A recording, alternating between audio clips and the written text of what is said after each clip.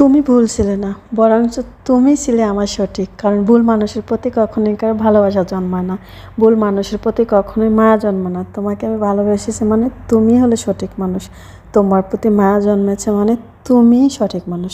Hello guys, আসসালামু আলাইকুম। কেমন আছেন সবাই?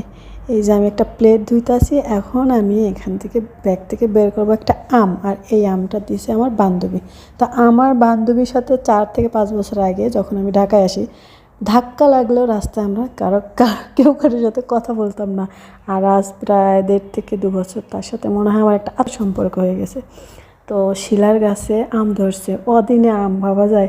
তো 5টা আম ধরছে, সেইখান থেকে আমাকে 2টা আম মানে খাওয়াইছে।